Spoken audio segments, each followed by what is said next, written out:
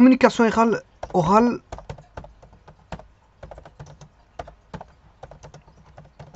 saine.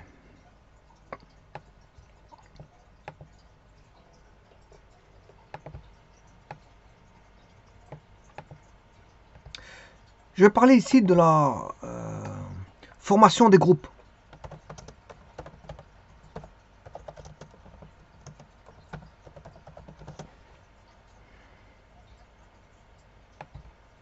Formation des groupes, la participation au sein des groupes, bien sûr. Hein.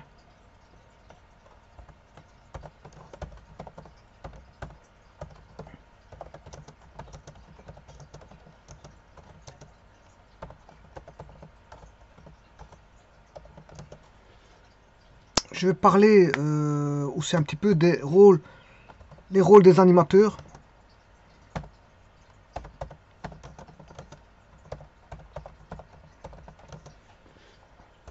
Alors on peut trouver ça aussi en radio ou en TV. Hein. On a des animateurs TV, des animateurs radio. Le but justement, c'est d'attirer l'audience par une animation. Parce que si les gens ne trouvent pas qu'il y a une ambiance sur le canal ou la chaîne, ben ils vont changer de chaîne ou éteindre, tout simplement. Ils vont zapper, ils vont changer de chaîne. Si dans plusieurs chaînes, ils ne retrouvent pas une certaine ambiance, ben ils vont finir par fermer le poste radio, voire fermer la chaîne télévisuelle, voire le canal, voire le site internet qui diffuse au travers de vidéos. Alors, je vais voir le rôle des animateurs, le rôle des leaders. Toujours dans un environnement sain. Hein. Bon, c'est pas parce que c'est sain qu'il n'y a pas de négativisme. Il peut y avoir de négativisme, mais quand je dis sain, ça ne doit pas dépasser une barrière où ça peut envenimer les choses. C'est ça que je veux dire, sain. Bon, on peut avoir du négativisme dans le sain. Voilà, des petites tensions, mais rien d'extraordinaire dans les tensions. C'est-à-dire qu'il ne va pas amener à, je veux dire, de gros problèmes. Des problèmes, il y en aura toujours. Hein. On va dire ça comme ça. Alors, je parlais d'abord des groupes. Quand un groupe doit se former, ben, il n'y a pas d'hasard hein, dans la façon dont se forment les groupes. Les participants se regroupent en fonction de leurs affinités, notamment les amis entre eux, les copains qui sont toujours entre eux. Ils aiment bien de former le groupe de travail entre eux. Je parle d'une école, d'une classe, voire dans une formation, dans un centre de formation. Les groupes qui vont se créer, généralement, ça provient d'une affinité, parce qu'ils ont déjà une affinité en classe ou dans l'école ou dans le centre de formation, voire une affinité extérieure, et qui font que ils ont plus intérêt à rester ensemble parce que ils se connaissent, ils se font confiance et il y a une bonne affinité entre eux au niveau social.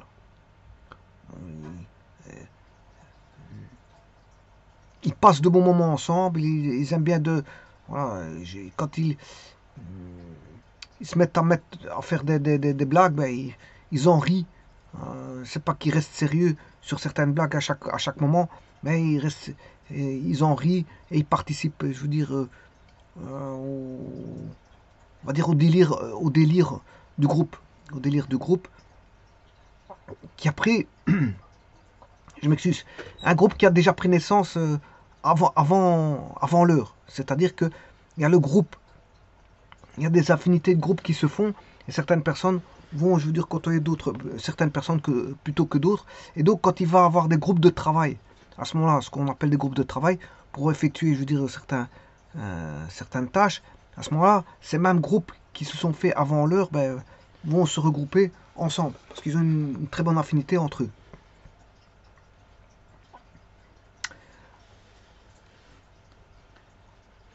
Donc, qu'est-ce qui va jouer dans l'affinité? Bien sûr, ce sont les sentiments, des sentiments, notamment des sentiments positifs. Attention qu'il peut y avoir des sentiments négatifs, hein, pourquoi pas. Comme je l'ai dit, si je suis dans une communication orale saine, il peut avoir des sentiments positifs aussi bien négatifs, mais pas à l'extrême, pas jusqu'au point à, je veux dire, créer des dissensions qui peuvent amener en emmener aux mains.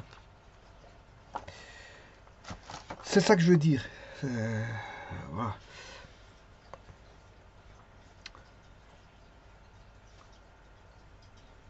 Donc les participants se regroupent à l'endroit où ils se trouvent, au moment où l'audition doit éclater en groupe. Les affinités amènent aussi des habitudes. Bon, certaines personnes seront plus habituées pour certaines choses, donc elles ont plus une orientation, une vision du groupe qui leur sied le mieux par le fait de certaines habitudes de certaines personnes, voire de certaines choses. Ils ont des habitudes qui relèvent, je sais pas moi, je peux prendre un exemple. Si quelqu'un est habitué, il se sent plus à l'aise au niveau d'un banc, un banc d'essai par exemple, on doit former des groupes pour aller travailler dans différents bancs d'essai. S'il y en a un qui est plus à l'aise dans un banc d'essai, ben, il va aller dans le banc d'essai où il est plus habitué. Et donc le groupe qui va se former là-bas, ben, il y en a un qui est habitué, c'est un qui est habitué, et puis les autres peuvent venir compléter la personne et former ainsi le groupe. Donc le banc 1 est utilisé parce qu'il y en a un qui est habitué à ce groupe-là, à ce banc-là, et donc de facto il va aller directement là-bas où va se former un groupe au banc 1. Donc vous voyez que c'est au niveau de l'habitude. Certains peuvent avoir des habitudes et c'est ce qui va orienter la formation du groupe. Certaines habitudes peuvent orienter on va dire la formation du groupe. Alors on peut avoir une motivation consciente, on va dire qu'elle existe cette motivation, mais elle peut être aussi latente ou inconsciente dans la formation du groupe. Il y en a qui savent ce qu'ils veulent, il y en a, bon, ils savent par l'entremise de l'inconscient. Hein. L'inconscient les dicte voilà, avec qui ils vont mener les opérations dans le groupe. D'autres savent ce qu'ils veulent et ils savent bien qu'ils veulent aller dans tel groupe pour différentes raisons. Donc il y a des visées conscientes et des visées inconscientes. Voilà, ça c'est pour la formation du groupe. Donc la formation du groupe, on peut avoir des groupes hétéroclites, comme on peut avoir des groupes bien formés, hein. Des groupes bien ficelés. Les groupes sont, c'est-à-dire que certains groupes auront le rendement, leur autonomie, leur façon de travailler, qui est la plus propice, la plus propice à l'activité. Pourquoi? Parce que le groupe est bien formé. Si 4 personnes se mettent dans un groupe où toutes les 4 personnes savent ce qu'elles veulent, qui vont bien s'entendre, etc., ben, le groupe peut aller loin. Le groupe peut aller loin. Il peut avoir un rendement, travailler vite et bien, exploiter, je veux dire, les personnages qui sont au sein du groupe pour mener à bien, conduire à bien un projet, voire ou autre. Hein. Voilà, on va dire ça comme ça. Alors, je vais voir le deuxième point, la participation au sein des groupes. La participation au sein des groupes. Tout d'abord, un groupe, ça ne doit pas être 50 personnes. Bon, il y a des clubs de football, bon, il faut, ça c'est autre chose. Ça demande un groupe bien défini, par exemple une vingtaine de personnes, dont 11 personnes, par exemple au football, qui vont jouer. 11 personnes qui vont jouer, et les autres vont rester réserves, et certains vont pouvoir participer au match de football. Bon, certains vont rester sur le banc, ça ne va pas les réjouir de rester sur le banc, parce qu'en fait, ils se disent, ils sont mal à l'aise vis-à-vis de pourquoi les autres jouent et lui non. En fait, il va se sentir un petit peu diminuer. Diminuer. Il va se dire j'ai pas les mêmes qualités que les autres qui jouent bon, ont plus de chances parce qu'ils sont considérés que des meilleures qualités que celui qui est sur le banc. On va mettre quelqu'un sur le banc, à la fin, la personne finit par voilà, acquiescer et son- il peut avoir une baisse de motivation du fait que bon, on ne considère pas. On considère pas parce qu'il est toujours sur le banc. Et voilà, on va se dire ça comme ça. Et donc les groupes, ça peut être 11 par exemple pour le football. Et il y a d'autres sports, c'est différent. Il y a différentes personnes. Enfin, il y a différents nombres de personnes. Mais maintenant, pour un groupe de travail dans une école, il faut éviter de faire travailler des groupes de 5. Parce que, bon, il y a toujours des personnes qui vont travailler, d'autres qui vont moins travailler. Quand il y en a un qui est travailleur, ben on lui laisse toutes les tâches. Hein. On voit qu'il est motivé, c'est lui qui fait tout, ben on le laisse faire. Et pour finir, la récolte des points se fait uniquement sur la personne, se fait pour le groupe, alors qu'il n'y en a qu'un seul qui a travaillé. Bon. Et ça, c'est le problème des groupes. Voilà, le problème des groupes, c'est ça. C'est que bon, il y en a peut-être un qui va, il y en a peut-être un qui va ou deux qui vont tout faire, voire trois. Il y en a peut-être deux qui vont poireauter, et ces deux-là vont recevoir de très bons points du fait voilà, ils n'ont pas participé grandement. Ils se sont beaucoup amusés quand ils étaient dans le groupe, ils rigolaient beaucoup, ils s'amusaient, ils lâchaient, voilà, ils faisaient des blagues, et bon, ils participaient pas comme le faisaient les autres qui étaient leaders dans le groupe. Il y avait des leaders dans le groupe. Ces leaders ont mené le groupe à avoir des bons points. Par exemple dans les écoles, parce que voilà, on va se dire ça comme ça. Mais en général, un groupe, c'est bon. Euh, le nombre, ça dépend. Voilà, c'est. Faut pas éviter, faut éviter trop de personnes dans un groupe parce que ça risque d'être le chahut. Il faudra quelqu'un qui puisse mener à bien je veux dire on va dire gérer le groupe. Il faudra gérer le groupe. S'ils sont 5 6 7 8 9 10 bah, s'il y a trop de bruit, voilà, et que les autres ne savent pas travailler à cause du bruit, bah, il faudra intervenir et faire une gestion voilà, du comportement de certaines personnes, voire du chahut, etc. Et donc dans les écoles, donner cours dans une école, c'est difficile. Parce que bon, quand on voit des classes qui sont saturées, normalement une classe, 10 élèves, c'est maximum 10 élèves. Hein. Vis-à-vis de 10 élèves, on sait intervenir. On sait intervenir pour chaque élève. Mais maintenant, vous voyez, quand c'est 20 élèves, ça devient très difficile hein, de donner cours à 20 élèves. Maintenant, ce que certains professeurs font, qu'est-ce qu'ils font ils font des cours ex cathedra, c'est-à-dire, bon, les élèves ne parlent pas, et ils donnent cours. Voilà, bon, ben, ça, et quand il y en a qui demande une explication, ça l'embête, parce que si chacun demandait une explication, ça ferait 20. Si à chaque fois, il y a 20 personnes qui demandent des explications, ils ne s'en sortiraient pas. Par contre, quand c'est une classe de 10 là, je veux dire, on peut intervenir. Voilà, c'est du faisable. Hein. C'est du faisable. Donc, en fait, un groupe, normalement, pour éviter tous on va dire, les inconvénients, du groupe, le principal inconvénient, c'est le nombre. Hein. Donc, le nombre idéal pour un maximum d'échanges va on va dire, de 5 à 10, 5 à 10 participants. Parce que alors, déjà, 5 à 10, bon, vaut mieux le minimum que le maximum. Vaut mieux 5 que 10. Hein, parce que 10, ça commence à devenir. Il y a une gestion qui doit se faire par rapport voilà, au comportement, au bruit, et ainsi de suite.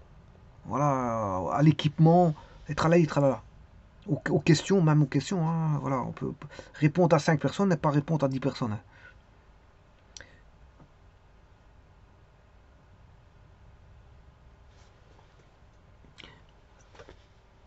Alors, ce groupe, bien sûr, il véhicule, on va dire, un état, un état de fond, un état de, on va dire, comment est-ce qu'on appelle ça,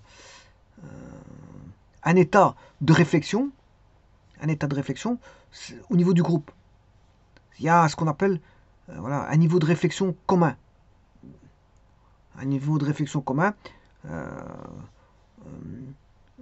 qui vise la manière la plus efficace quant à la conduite euh, de ce groupe, la conduite de ce groupe. Donc il faut une réflexion en commun qui fait ressortir la meilleure gestion efficace du groupe. Essayer de trouver le nombre idéal pour que puisse jaillir du groupe des idées, voilà, des travaux, des tâches, etc., qui ressortent au mieux du groupe, bien sûr en installant un groupe avec un nombre idéal de personnes. Alors pourquoi un nombre idéal de personnes? C'est pour un maximum d'échanges. Un maximum d'échanges entre les participants.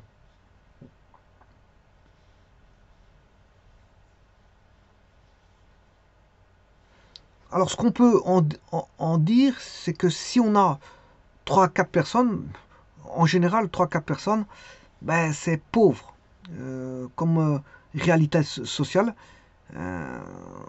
Et ça, c'est des études qui disent ça. Des études qui disent que, voilà, que le groupe de 3 à 4 personnes, ben, c'est un groupe, on va dire, plutôt pauvre. Maintenant, il y a toujours une personne qui peut, voilà, une personne qui détient, voilà, qui possède beaucoup de connaissances, voire qui est très fort, comment est-ce qu'on appelle ça, qui est proactif et qui peut mener à lui tout seul un projet. Donc c'est lui qui tire le groupe. Il y a des leaders comme ça, comme je vous ai dit. Et donc ces personnes-là, à une personne, ils peuvent tirer un groupe. Alors parfois il y a des gens qui sont à la traîne. Bon, maintenant on va se dire que 3-4 personnes, bon, c'est pauvre. C'est pauvre comme réalité sociale. Maintenant, des groupes supérieurs à 10, ben, ça a tendance à on va dire, se fractionner en sous-groupes. Pour avoir voilà, des personnes qui vont faire bande à part. Pour des raisons diverses. Hein. Pour des raisons diverses, il y en a qui vont commencer à s'extraire du groupe et vont commencer à faire bande à part, à vouloir travailler de leur côté. Ils ne sont pas d'accord avec certaines choses. Voilà. Alors, le maître mot dans les groupes, c'est l'accord. Hein. C'est ça qui. Si tout le monde est d'accord, tout le monde est content. S'il y en a qui ne sont pas d'accord, ça commence à créer des divergences. Maintenant, dès que le moment où on a plusieurs divergences, il y en a qui vont pas être contents de toutes ces divergences-là. Ils risquent de créer un sous-groupe par rapport au groupe. Il y a aussi ce qu'on appelle la structure autoritaire. Hein. Structure autoritaire du groupe. Il y a toujours une personne bon, qui veut faire un petit peu le chef de groupe. Alors, bien sûr, il faut que le chef soit. On peut avoir un chef de groupe, mais le problème, il faut que le chef soit lui-même capable d'avoir une certaine vision sur ce qui est une bonne vue des choses ou une mauvaise vue, et de mettre à profit les réflexions du groupe. Et pas que faire sa dictature, sa petite loi, et mettre uniquement ses avis et laisser les autres en plan. Donc en fait, il faut pouvoir laisser partager et laisser parler les autres quant à la démocratie, la démocratie du groupe. Tout le monde a le droit à la parole et les échanges d'idées doivent parvenir à un consensus au niveau des idées. Et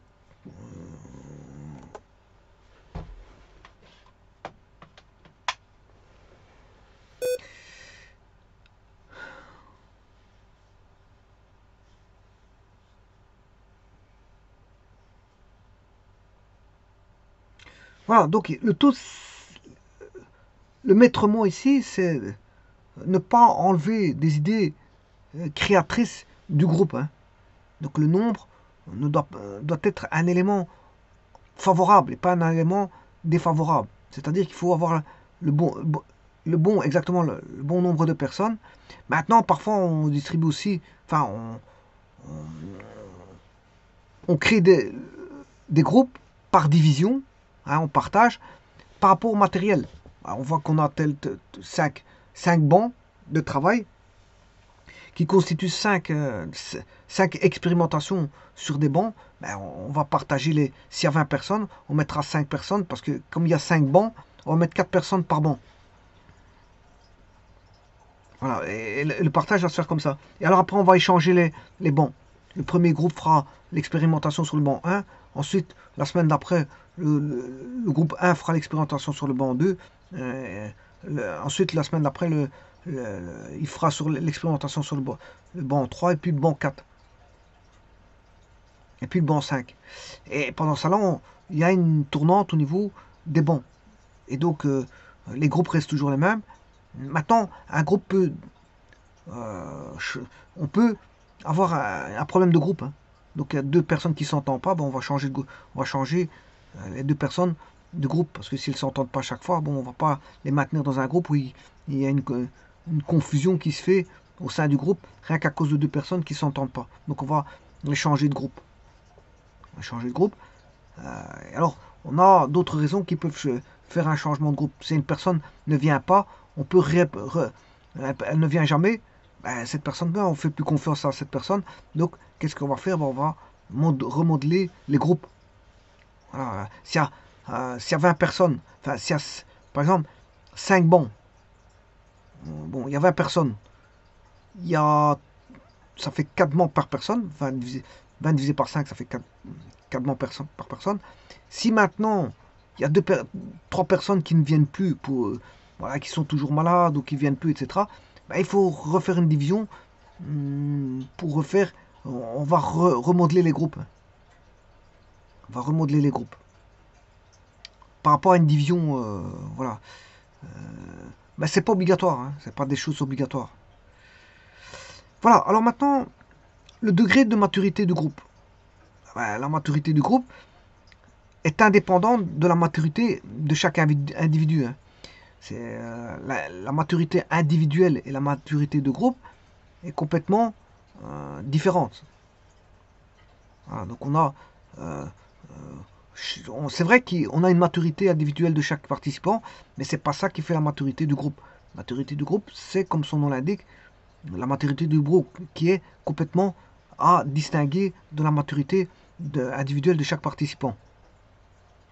Encore une fois, ici, est fonction de certains paramètres comme le sentiment, voilà, de confiance, de sécurité. Alors, confiance interpersonnelle, hein, c'est pas la confiance personnelle, c'est entre personnes, hein. C'est une confiance interpersonnelle. Ça, c'est d'abord ça qui prime. Bien sûr, elle est fonction du sentiment de sécurité, de confiance interpersonnelle, de la cohésion et de la structure du groupe, et de sa régulation interne, c'est-à-dire de son autorégulation. Et c'est ça qui fait le degré de maturité du groupe. Alors on peut avoir des groupes qui travaillent en toute indépendance.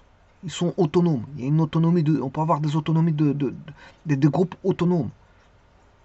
Il y a tellement une grande maturité dans le groupe qu'ils peuvent s'auto-gérer, s'auto-réguler, voilà, ce groupe est auto-immunisé contre toute, je veux dire, agression extérieure, hein, des autres groupes, c'est ça que je veux dire. Alors si j'en reviens maintenant aux conditions matérielles proprement dites, les conditions matérielles proprement dites, elles ont un retentissement psychologique, hein. La préparation de la réunion, l'ambiance, la durée. Alors la durée, bien sûr, que je vous avais dit qu'un temps normal, c'est de 2h30 à 3h. La disposition spatiale joue un grand rôle. Et beaucoup plus, hein. Beaucoup plus, comme par exemple, voilà, l'éclairage.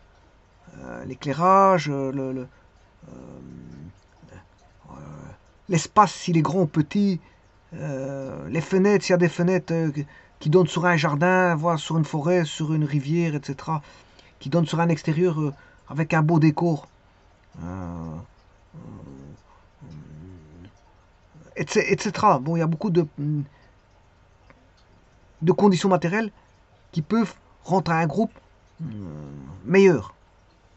Comme je l'ai dit, l'éclairage,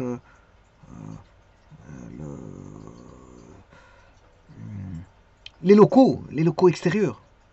Les locaux extérieurs, bon, quand des moments où la personne sort, voilà, par exemple d'un laboratoire, voire d'une salle de réunion, ben, peut-être qu'elle a directement en face d'elle une restauration, voire,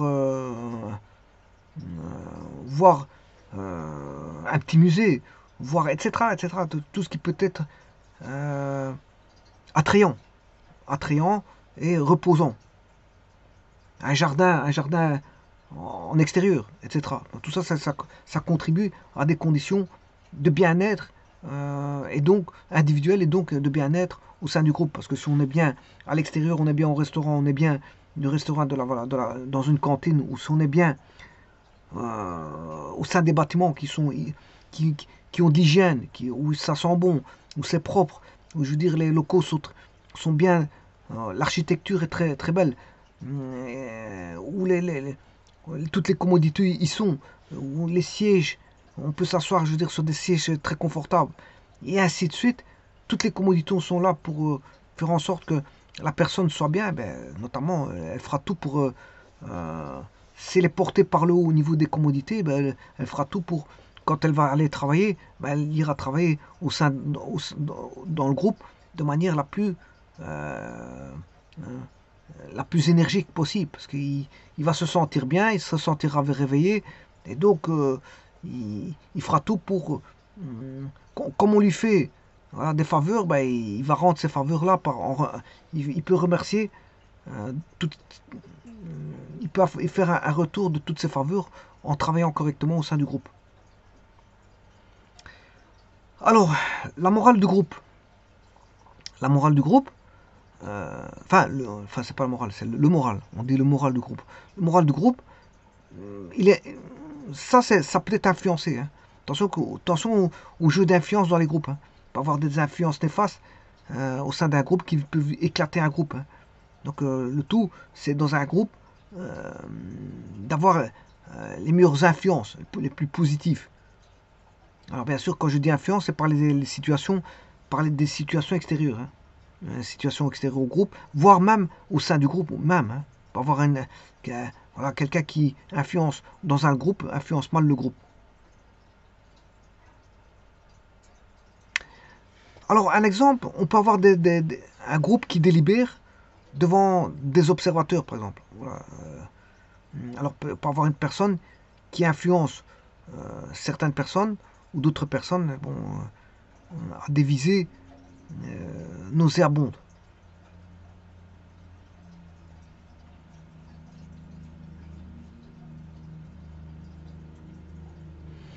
Attention un groupe, c'est on va dire, c'est des différentes personnalités, différentes individualités, qui a peut-être déjà mené des travaux précédents.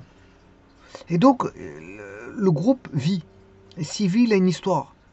Et donc, le groupe est un atome, on va dire, on va dire un électron libre.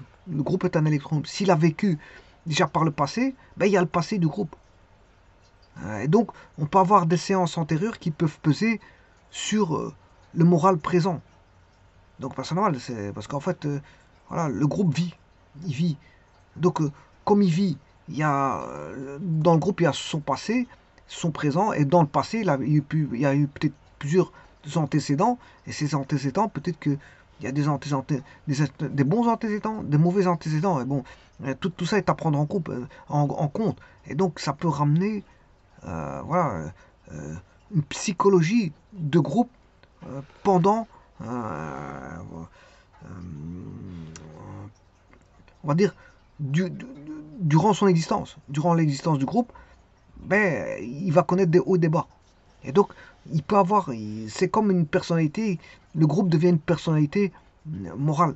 C'est-à-dire que, bon, elle va subir des affres ou subir des bonnes choses. Hein. Elle peut subir des bonnes choses comme des choses positives, comme des choses négatives.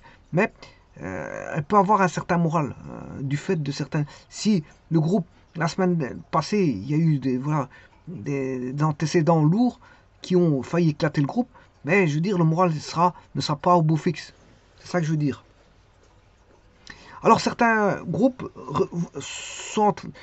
voient l'image de l'avenir, regardent comment sera l'impact. Ils ont déjà une vision d'avenir et regardent comment peut être l'impact à l'avenir. Et surtout, quelle image aura le groupe à l'avenir. Et certains se posent des questions pour des raisons qui sont les leurs. Hein. On peut se poser des questions sur le groupe, mais il y a quelque chose qui ne va pas dans le groupe. Voilà, on s'inquiète pour l'avenir parce que ça risque voilà, le risque, c'est que le groupe risque d'éclater ou de faire des travaux qui ne ressemblent plus à rien parce que tout le monde a le moral là-bas à cause de ce qui s'est passé, de ce qui peut se passer à l'avenir parce que déjà, on va dire le groupe ne tient plus correctement, il tient plus, il tient que sur un fil. Et donc on a peur de l'avenir parce que je veux dire, l'avenir on ne sait pas comment ça va se passer au niveau du groupe parce que ça peut éclater d'un moment à l'autre. Voilà, on peut avoir de la surenchère au niveau des groupes et qui peuvent à l'avenir poser de gros problèmes. Et on peut même aller jusqu'à se dire, est-ce que la réunion aura-t-elle des suites? Des suites avec des conséquences.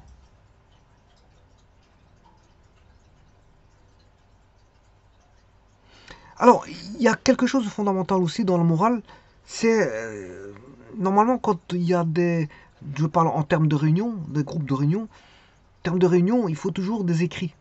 Les écrits restent et les paroles partent, j'ai toujours dit ça, mais c'est-à-dire qu'il faut des comptes rendus. Il faut des comptes rendus. Et l'absence de compte rendu de la réunion agit comme un facteur, on va dire, de démoralisation. Hein.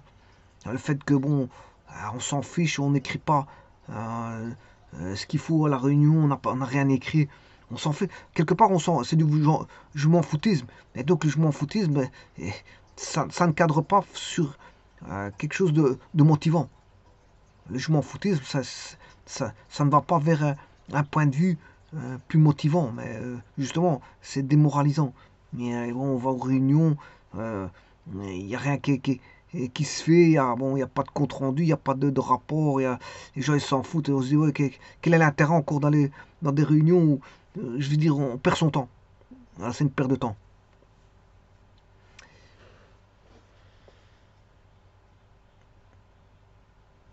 Alors, la qualité, je parlais maintenant de la qualité de la conduite des réunions. La qualité de la conduite des réunions. Et ça, c'est fort important. Et vous voyez qu'il y a tout plein de paramètres qui rentrent en jeu. Le moral du groupe, voilà, le nombre de personnes dans le groupe, les conditions matérielles, le degré de maturité du groupe. Vous voyez, c'est plein de paramètres qui font que le groupe peut, on va dire, gérer ces variables-là. Ce sont des variables, enfin, je veux dire, c'est plutôt des paramètres que le groupe peut lui-même déceler. Il peut écrire qu'est-ce qui va, qu'est-ce qui ne va pas, quels sont les facteurs qui font que le groupe ne répond pas aux, ne répond pas à certaines demandes du groupe. Pourquoi? Est-ce que le groupe est trop important? Bon, il y a trop d'informations qui passent, je ne sais pas. Est-ce que il y a trop de personnes entre elles qui ne se donnent pas les informations? On peut avoir une rétention des informations dans des groupes. On peut avoir trop d'informations qui passent, on peut avoir des informations que certaines personnes ont, d'autres n'ont pas, et ainsi de suite. Bon, voilà. Ça, c'est un facteur à prendre en compte. Et à les conditions matérielles, comme je l'ai dit, bon, c'est surtout le bien-être de la personne qui doit être pris en compte. Et ça, bon, c'est un coût, parce que le matériel, c'est un coût. Hein. Voilà. Le moral du groupe, c'est un coût moral, mais pas un coût, je veux dire, pécunier. Par contre, les conditions matérielles, c'est un coût de pécunier. Hein. Voilà, s'installer dans un bon endroit où le bâtiment, bon, a une vue sur, je sais pas moi, sur un bois, ou sur un lac, ou sur une prairie, hum, hum, ou sur des sous-bois, et ainsi de suite. Mais c'est des conditions matérielles Voilà, ça c'est du pécunier. Il y a le bâtiment, il y a le parc qui est coûteux, il y a tout le matériel à l'intérieur du bâtiment, il y a les vitres, etc. Tout ça, c'est très coûteux. Donc on va dans un endroit très coûteux. Donc il faut respecter l'endroit très coûteux. Donc les conditions matérielles, ça c'est plutôt une question de pécunier. Maintenant, ouais, le nombre de personnes dans un groupe, ça n'a plus rien à voir avec voilà, du pécunier. Le degré de maturité du groupe non plus, ça n'a plus rien à voir avec le pécunier. Et le moral du groupe, ça n'a plus rien à voir avec le pécunier. Et alors, il y a, comme je viens de vous dire, la qualité de la conduite des réunions, hein. Et ça, c'est fort important. La qualité de la conduite d'une réunion, c'est hyper important. Alors, quand on dit la qualité de la conduite des réunions, qui dit conduite des conducteurs, c'est-à-dire qu'il y a un conducteur de la réunion. Alors, le conducteur de la réunion, c'est lui qui l'a organisé, on va dire, matériellement. Il l'a préparé. C'est lui qui va donner vie, on va dire, aux conditions initiales du groupe, qui va donner vie au groupe, et qui va donner, le conducteur va donner un point de vue qui va orienter vers une certaine efficacité du travail. Alors le conducteur, lui, il est plutôt vu comme un responsable. Alors la première des choses, comme un responsable, un conducteur de réunion ou un responsable, lui, il devra être présent dans les heures bien avant l'heure, préparer tout. C'est lui qui est le maître de, je veux dire, je ne veux pas dire le maître à penser, mais le maître de préparation. Donc il devra être là avant l'heure, préparer tous les documents, les dossiers, etc. Peut-être même voir accueillir ses condisciples, les personnes du groupe, etc. Il peut aussi percevoir les phénomènes psychologiques qui se développent dans le groupe et tenter de commencer à, à ne pas négativiser, ne pas rendre les choses négatives, mais plutôt apporter voilà, comment est-ce qu'on appelle ça, son grain d'humour pour pouvoir mettre le groupe à son aise.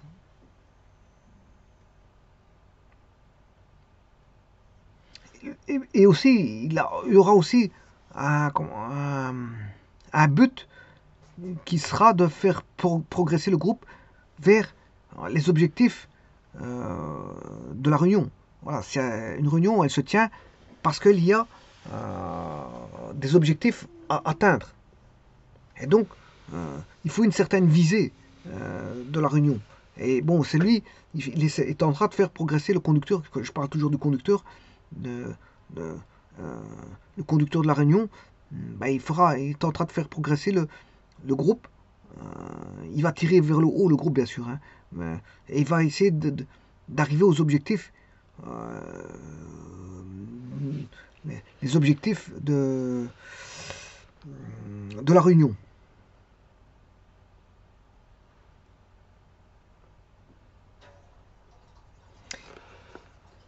Toujours pour le conducteur de la réunion, il devra savoir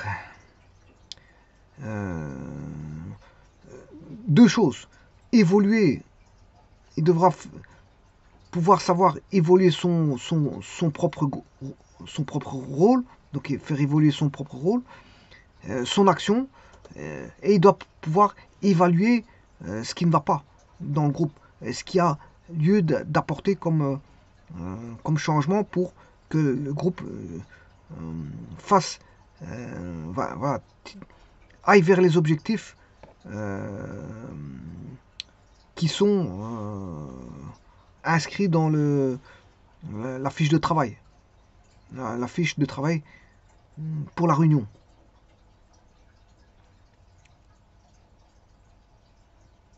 Alors, il va veiller aussi à maintenir un haut degré de participation. C'est-à-dire que, bon, s'il y a 20 personnes, il essaiera de faire en sorte de motiver les 20 personnes pour qu'elles soient là. Voilà, si y en a un qui commence à dire, ouais, moi je dois partir parce que si l'autre, tout le monde commence à se donner des excuses futiles pour partir, À la place d'être 20, ils vont faire une réunion à 5, il n'y a plus d'intérêt à faire une réunion à 5.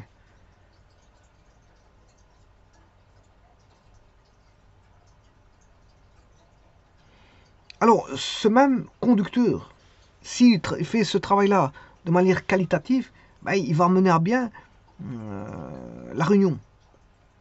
Il va mener à bien la réunion. Alors, lui-même, il fera preuve, on va dire, de souplesse. Il ne faut pas qu'il soit rigide au niveau comportement.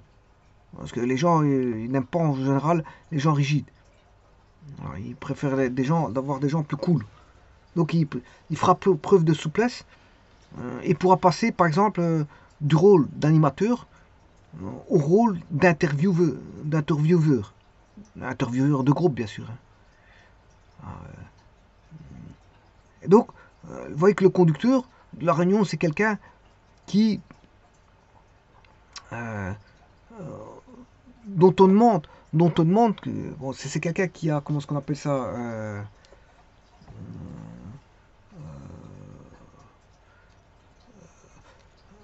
c'est une personne qui motive. C'est une personne qui motive et qui, quand elle parle, elle fait en sorte que les gens soient intéressés par ce qu'il raconte. Et donc, qui fasse prendre conscience du sérieux de la réunion. C'est surtout ça. Parce que si on met quelqu'un voilà, ouais, qui parle lentement, qui parle doucement, ouais, voilà, les gens vont pas l'écouter, donc ils vont pas avoir une certaine motivation quant à la tenue de la réunion. Donc c'est pour ça qu'on demande pour le conducteur de la réunion ben, une personne motivée, énergique, qui parle à voix haute. Pourquoi pas une grande personne qui donne, voilà, je sais plus, je trouve plus le mot, hein, j'essaie de chercher le mot. Voilà, c'est le avoir voilà du charisme, ça y est, je l'ai eu. J'ai eu le mot. J'ai cherché le mot depuis tout à l'heure. C'est on cherche une personne avec du charisme, voilà, c'est ça. C'est-à-dire que la personne conducteur de la réunion, ben, je veux dire, elle est écoutée parce que elle a un certain charisme. Voilà, on va dire ça comme ça. Et donc, si tout ça, bien sûr, il faut pas qu'un charisme, ça a des limites. Hein. S'il parle pendant 4 heures, les gens vont s'endormir. Donc à un moment donné, ça va être contre-productif. Il faut savoir jusqu'à où il y a, on va dire, les bienfaits, de, les bienfaits de ce charisme. Parce que si on a trop de charisme, ça va pas non plus. Parce qu'à un moment donné, si trop discuter, trop montrer qu'on est là, ben à un moment donné, les gens ils vont lâcher prise. S'ils lâchent prise une fois, deux fois, trois fois, après ils vont avoir l'habitude de lâcher prise. Voilà. Donc c'est pour ça que il faut dire les bonnes choses au bon moment euh, et ne pas saouler, on va dire saouler les gens. On va dire ça comme ça. Alors maintenant je parlais des rôles des animateurs. Le rôle des animateurs. Le rôle des animateurs, quel que soit le type de réunion, ben, le responsable a dans tous les cas à affronter un public. Ça c'est sûr et certain. Donc affronter un public, ça veut dire quoi? Ça veut dire s'exposer. Donc on sait bien que le rôle d'un animateur va s'exposer.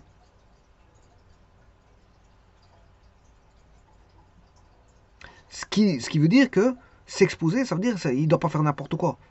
Il doit être maître de soi-même et maître des lieux, c'est-à-dire maître de la réunion.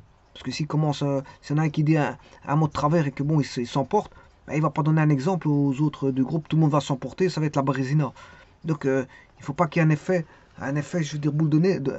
Il y en a un qui s'énerve, l'autre qui s'énerve, l'autre qui s'énerve, et que tout le monde s'énerve, et au bout de compte, on n'entend plus rien, et c'est le chahut, c'est les cris, et tout le monde parle en même temps, et je veux dire, ça me rime plus à rien. On va dire, la réunion, euh, elle a pris une tournure que plus personne s'entend. Voilà.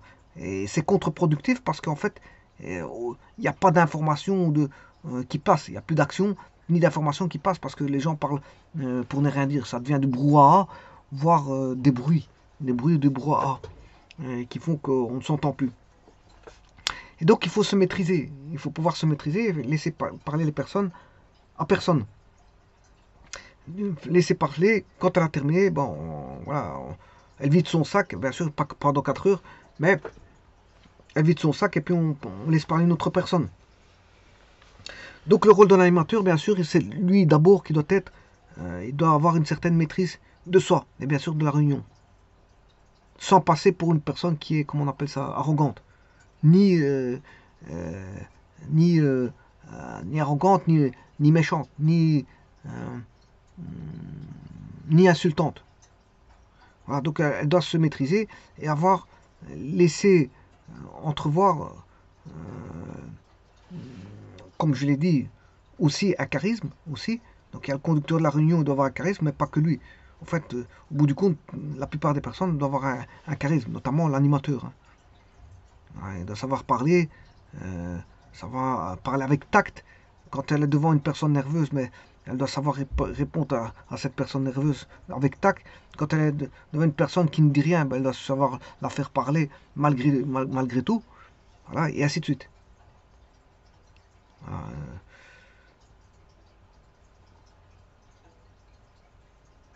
Alors, dans les meetings, les réunions de masse, je vais maintenant parler des les meetings et les réunions de masse. Là, ils sont conduits par ce qu'on appelle des meneurs, ou ce qu'on appelle des tribuns, des tribuns cuits. Hein, ils doivent conquérir le public par, on va dire, leur qualité de voix. Leur qualité de voix. C'est-à-dire aussi, généralement, on a des personnes assez fortes avec des voix hautes qui parlent très fort. Et donc là, à ce moment-là, c'est intéressant d'avoir des personnes comme ça pour marquer une certaine forme de présence. Bien sûr, de présent, pas que ça, parce que bon, le but c'est pas d'être présent et de parler à voix haute, hein, au travers d'un haut-parleur. C'est aussi de faire de la communication, mais être en contact avec la foule. Voilà.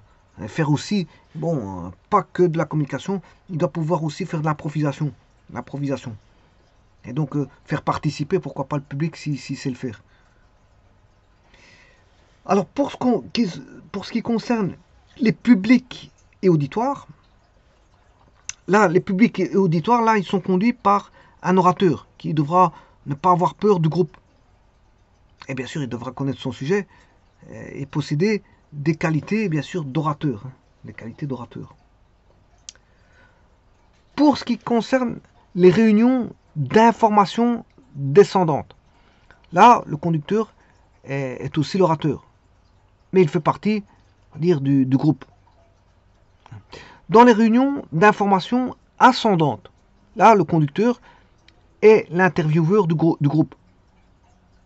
Les groupes moyens à animer, là, ils sont conduits par un animateur au sens plein du terme. Il donne vie au groupe et l'empêche de tomber dans le chaos ou le brouhaha. Voilà. Les réunions de discussion, là, ils sont conduites par un animateur ou régulateur qui dirige le cours des discussions. Les réunions de négociation, ben, ils sont conduites par un arbitre ou un médiateur. Dans les réunions de groupe à objectif de formation, là, l'animateur a un rôle pédagogique différent de celui d'un professeur. Il utilise l'énergie du groupe pour le faire progresser vers les objectifs de la formation envisagée. Les groupes de créativité, ben, ils sont conduits par un animateur qui n'est pas directif sur le fond, mais bien sur la forme. Donc vous voyez qu'il y a différentes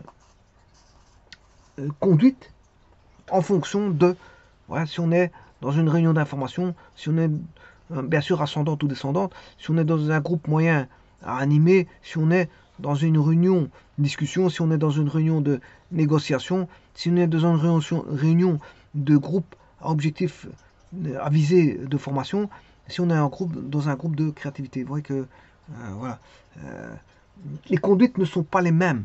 Les conduites ne sont pas les mêmes. Maintenant, il y a quelque chose. L'être humain est intelligent. L'être humain est un être dit. L'être humain est un être dit intelligent. Bon, tout comme beaucoup d'animaux d'ailleurs. Comme la plupart, parce que bon, la plupart des animaux sont doués d'une certaine forme d'intelligence qui est qui leur appartiennent. Mais disons que l'être humain peut s'adapter.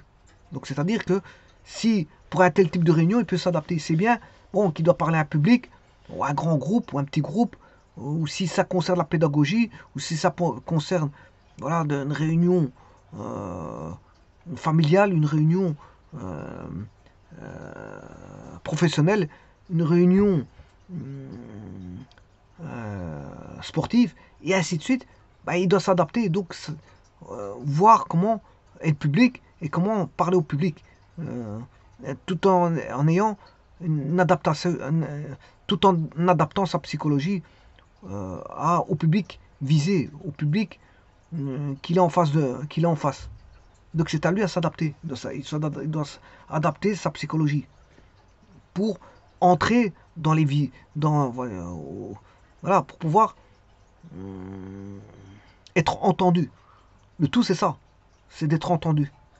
C'est les informations qui sont divulguées ou les paroles qui sont émises soient perçues dans les oreilles et sont entendues. C'est-à-dire que le cerveau des personnes qui sont là réfléchissent, prennent part à la réflexion. Voilà. Et, dans quelle visée est-ce? Est-ce que est-ce dans un but voilà, de motivation, un but d'émancipation, un but de conscientisation, dans un but d'activation, dans un but de travestissement, parce que c'est possible aussi, travestir des réalités, il y a des groupes comme ça qui travestissent la réalité, dans un but de conduite, en fait, les visées sont multiformes. Et donc, c'est la personne qui va parler au groupe, qui doit modeler par rapport à son public. Comment il va envoyer les informations, qu'est-ce qu'il doit dire, quand est-ce qu'il va, qu'est-ce qu'il doit dire, qu'est-ce qu'il ne doit pas dire, parce qu'il y a ce qu'on peut dire, ce qu'on essaie de ne pas dire, parce que parfois trop parler, ça divulguer certaines choses, c'est bon, c'est tomber, je veux dire, dans certains travers, et donc à la trappe de certaines choses, enfin de certaines parties. Voilà, par exemple, vous parlez trop au niveau des assurances, mais vous ne serez pas remboursé parce que vous avez trop parlé. Vous avez des choses qu'il ne fallait pas, et ils sont tombés dessus, et vous retirez, voilà, les, les, les, les ayants droit, ils vous les ont enlevés parce que vous avez parlé, vous avez dit il y avait ça, ça, ça, et en parlant trop, ben, vous avez dit des choses qu'il ne fallait pas. Voilà, donc il faut aussi parfois savoir ce qu'on va raconter sans et éviter. Alors, omettre n'est pas mentir. Hein. Omettre n'est pas mentir. Voilà. Attention qu'il peut y avoir des mensonges par omission, effectivement, ça peut exister, mais en général, quand on parle à un public, c'est pas parce qu'on ne l'a pas dit qu'on a menti. Il l'a juste pas dit, tout simplement. Même si peut-être qu'il voulait pas le dire pour certaines raisons, ça c'est vrai. Mais voilà, omettre dans un pas. Par contre, bon, en justice, il y en a qui vont essayer d'omettre pour ne pas dévoiler certaines choses. Donc là, c'est un petit peu voilà, du mensonge. On va leur poser des questions et ils vont contourner la question par mensonge et ils vont mettre certaines choses pour pas voilà, se faire pincer. On va dire ça comme ça. Mais dans une conduite de réunion, enfin, ou de réunion ou parler à un public, là, à ce moment-là, il faut dire ce qu'il faut dire, envoyer les informations, qu'elles soient claires, nettes et précises. Si il y a des choses qui sont à ne pas dire, éviter de les dire, pour éviter peut-être de choquer, voire de tomber dans certains travers. Voilà. Et captiver le groupe et pas trop parler, parce que si on parle de trop à ce moment-là, bon, il y a des gens qui vont s'endormir, il y en a qui vont commencer à lâcher prise dès les premiers moments, et puis après, au fur et à mesure que le temps va passer, certains n'écouteront plus, ils vont parler entre eux, et ça va commencer à faire du bruit dans la salle, et vous serez plus respecté, parce que les gens, voilà, ne vous écoutent plus. Voilà, vous avez trop parlé. On va dire ça comme ça. Et donc, la conduite face à un public ou un groupe, je veux dire, ça demande une certaine forme de psychologie, et donc d'adaptation par rapport à l'environnement et les personnes que l'on a en soi, en face.